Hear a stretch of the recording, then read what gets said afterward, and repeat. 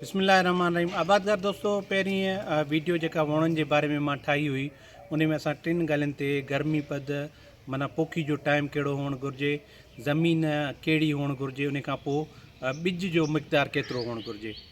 हाणे ॾिसो, अॼु जेकॾहिं टंडो जाम जी ॻाल्हि कजे त टंडो जाम में टेम्परेचर असांजो 27-28 या 28-29 जे क़रीब हूंदो। सुबुह जे टाइम ते मां चेक कयो हुयो, टेम्परेचर असांजो थी वियो आहे, माना पोखी जे लाइ तमामु बहितरीनु आहे, 3-4 ॾींहंनि खां बहितरीनु आहे। पर राति जो जेका सर्दी थी पए इहा असांजी फोटड़े खे नुक़सानु ॾेई सघे थी, फोटड़े ते इफेक्ट करे सघे थी। थधि उन खां अलावा जेकॾहिं मिसाल बारिशूं अचानक अची थियूं वञनि ऐं वरी टेम्परेचर डिक्रीज़ थी थो वञे, उन जो नुक़सानु थी सघे थो। उन जे करे तव्हांखे गुज़ारिश आहे त कोशिशि करे बिल्कुलु मौसम क्लियर थी वञे पोइ पंहिंजी पोखी कजो। छाजे करे जो असांजे अॻाटी पोखी करण जा 3 वजूहात आहिनि या 3 सबब आहिनि जंहिंजे करे आबादगार कोई जल्दी था कनि। उन में छा हूंदो आहे त अॻाटी पोखी असांखे मार्केट रेट जेका फुटी असां ॾींदा आहियूं उन जो असांखे बहितरीनु मिलंदो आहे, रेट सुठो मिलंदो आहे।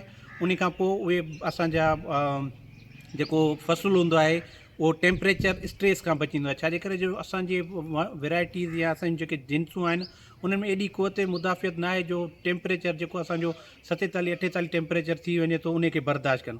ॿियो मानसून जूं बारिशूं आहिनि, इहे 3 माना वजह आहिनि। इन जे करे जेकॾहिं असां 3 वारा या 2 वारा या 4 वारा जेकॾहिं फुटी चूंडे वेंदासीं मानसून खां पहिरियां ऐं हाई टेम्परेचर खां पहिरियां त असांखे सुठो हिकिड़ो प्रॉफिट मिली वेंदो।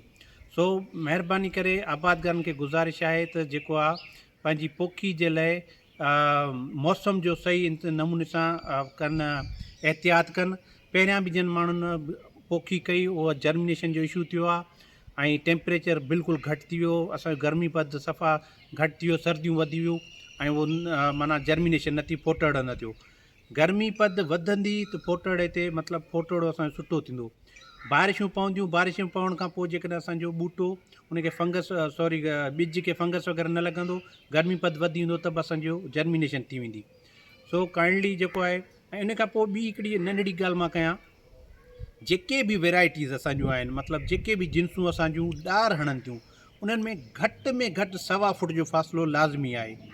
माना हुजे 2 फुट हुजे, 1.5 फुट हुजे, न त घटि में घटि 1.25 फुट लाज़मी हुअणु घुरिजे। ठीकु आहे। उन खां पोइ जेके ॾार नथियूं हणनि, मिसाल FH 142 हिकिड़ी वैराइटी आहे, तमामु बहितरीनु वैराइटी आहे, उहा सिधी हूंदी आहे न, त उन में कोशिशि करे माना जेको आहे फ़ासिलो भले तव्हां फुट जो 10 इंच जो एतिरो फ़ासिलो रखो। पर जेके जिन्सूं ॾार थियूं उन में घटि 1.25 फुट जो फ़ासिलो हुअणु ज़रूरी आहे।